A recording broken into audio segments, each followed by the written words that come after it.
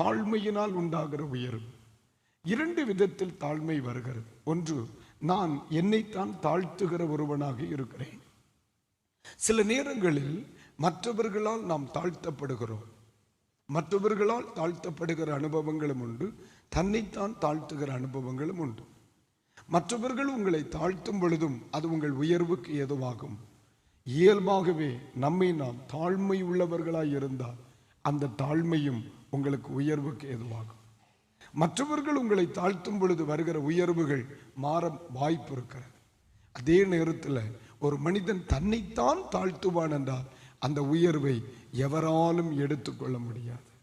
அப்ப அபிஷேகம் ஒருவனை உயர்த்தும், கண்ணீரின் ஜபம் அவனை உயர்த்தும், அவன் தரிசனம் அவனை உயர்த்தும், அவனது தாழ்மை அவனை உயர்த்தும்.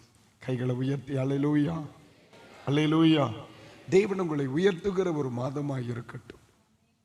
அப்ப இனி நான் தரிசன வாழ்வுக்குள்ளே ஆழமாய் கடந்து செல்லணும். என்னை நான் இன்னும் தேவனுடைய சமூகத்திலும் சரி, சமுதாயத்திலும் சரி, என் குடும்பத்திலும் சரி தாழ்மை உள்ளவனாக நான் நடந்து கொள்ளணும். இன்னைக்கு இந்த காலை பொழுதிலே ஒரு தீர்மானத்தை ஆண்டவர் தருவாராக. இன்னும் நான் தரிசனம் உள்ளவனாகணும். இன்னும் நான் கண்ணீரின் ஜப வாழ்க்கை என்னில் வேண்டும். இன்னும் ஆவியில் நிரம்பி தேவ அபிஷேகத்திற்கு சொந்தக்காரனாகணும். இன்னும் என்னுடைய வாழ்க்கையை தாழ்மைக்கு ஒப்புக் கொடுக்கணும். அப்போ இன்னும் கர்த்தரனை உயர்த்துவதை நான் அனுபவித்துக் கொண்டே இருக்கலாம். அல்லேலூயா. தானியேல் 3ஆம் அதிகாரம் 30ஆம் வாக்கியம். தானியேலின் 3 நண்பர்கள் பாபிலோன் தேசத்தில் அன்றைக்கு இருந்த பாபிலோனிய ராஜாவினால் உயர்த்தப்படுகிறார். இந்த உயர்வுக்கு காரணம் என்ன? இதே 3ஆம் அதிகாரத்தில் நீங்க எதை குறித்து படிக்கிறீங்க? பொற்சொலை நிறுத்தப்படுகிறது, அதை வணங்க கட்டாயப்படுத்தப்படுகிறார்கள். ஆனால் இவர்கள் மறுக்கிறாங்க. அப்பொழுது இவர்களுடைய கூற்று, அவர்களுடைய வார்த்தை என்ன? நாங்கள் ஆராதிக்கிற தேவன் எங்களை தப்புவிக்க வல்லவராயிருக்கிறார். அவர் எங்களை விடுவித்தாலும் சரி, விடுவியாமல் போனாலும் சரி, பொற்சிலையை வணங்குவது இல்லை. நாங்கள் ஆராதிக்கிற தேவன். அப்போ இந்த மனிதனுடைய உயர்வுக்கு காரணம் என்ன? அவனுடைய ஆராதனை. அவனுடைய ஆராதனை. நாங்கள் ஆராதிக்கிற தெய்வம் எங்களை விடுவிக்கிறவர். அவரை விட்டு இன்னொருவரை ஆராதிக்கிற வார்த்தை எனக்கு தேவையில்லை. அப்போ ஒரு மனிதனுடைய ஆராதனை அவனை உயர்த்துகிறதா இல்லையா? ஒரு மனிதன் தேவனுக்கென்று செய்கிற ஆராதனை அவனை உயர்த்துகிறது தானே. பாபிலோனிலும் அந்த மனிதன் தேவனை ஆராதிக்கிறவனாகத்தானே நிற்கிறான். பாபிலோனிலும் நான் ஆண்டவரை மட்டும்தான் ஆராதிப்பேன் என்று சொல்லுகிற திடமுள்ளவனாக இருக்கிறானே. அப்ப இன்றைக்கு பகல் அந்த அதிகாலை பொழுதிலே நான் சொல்லுகிறேன், உங்கள் ஆராதனை ஏன் உங்களை உயர்த்தாது? கண்டிப்பா உயர்த்தி இருக்கும். உயர்வு வரும். அது தலைமுறையாக இருக்கும். அல்லேலூயா. இந்த மாதிரி நமக்கு வருகிற உயர்வுகள் 10 நாள்ல காணாம போகிறதல்ல.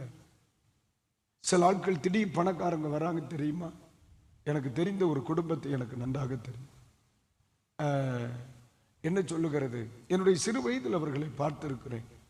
அவங்க சாராய வியாபாரம் பண்ணுவாங்க. அப்போ சாராய வியாபாரம் பண்ணுவாங்க.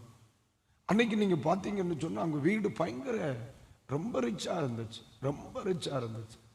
அந்த கிராமத்திலேயே அவர்களை மாதிரி காசு புழங்குற யாரையுமே பார்க்க முடியாது. அந்த பிள்ளைகள் எல்லாம் அப்பவுமே 10 ரூபா நோட்டெல்லாம் வச்சு பண்டை வாங்குவோம். 10 ரூபா நோட்டெல்லாம் வச்சு பண்டை வாங்குவோம். 10 ரூபா தானே பெரிய விஷயமானு கேட்குறீங்களா? அன்னைக்கு ஒரு ஐஸ் 5 பைசா இல்ல, 2 கொல்லாங்கொட்டை முந்திரி பருப்பு 2 கொடுத்தா ஒரு ஐஸ் கொடுப்பாங்க. அது அந்த காலங்கள், அந்த நாட்கள். அது அன்னைக்கு 10 ரூபா நோட்டை கொடுத்து அந்த பிள்ளைகள் பண்டம் சாப்பிடும். அவ்வளவு வசதியா வாழ்ந்தாங்க. சாராயா வாழ்ந்தாங்க.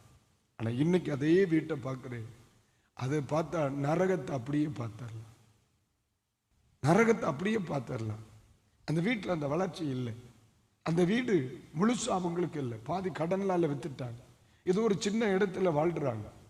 அந்த பிள்ளைகளுக்கு இன்னைக்கு நல்ல வஸ்திரம் இல்லை, அவங்களுக்கு நல்ல வாழ்க்கை இல்லை. ஏமா அந்த உயர்வு நிக்கல? ஏன் இந்த உயர்வு நிக்கல? அது உயர்வுக்கு அடுத்த வாழ்க்கை அல்ல. தெய்வம் ஒரு மனிதனை உயர்த்தினால் அது தலைமுறையாகத்தான் இருக்கும். அல்லேலூயா. 10 நாள்ல வந்துட்டு மற்ற நாள்ல காணாம போகிறது அல்ல. அதுதான் தேவனுடைய உயர்வு, ஆண்டவர் தருகிற உயர்வு. அபிஷேகம் தருகிற உயர்வு, கண்ணீரின் ஜபம் தருகிற உயர்வு, ஒரு தேவ பிள்ளையின் தரிசனம் தருகிற உயர்வு, ஒரு தேவ பிள்ளையினுடைய தாழ்மை தருகிற உயர்வு, ஒரு தேவ பிள்ளையின் ஆராதனை கொண்டு வருகிற உயர்வு. அதனாலதான் இவைகளை விட்டுவிடக்கூடாது என்று சொல்லுகிறார்கள். அது நம்மை உயர்த்தி கொண்டே இருக்கும், தலைமுறை தலைமுறையா. அல்லேலூயா, அல்லேலூயா.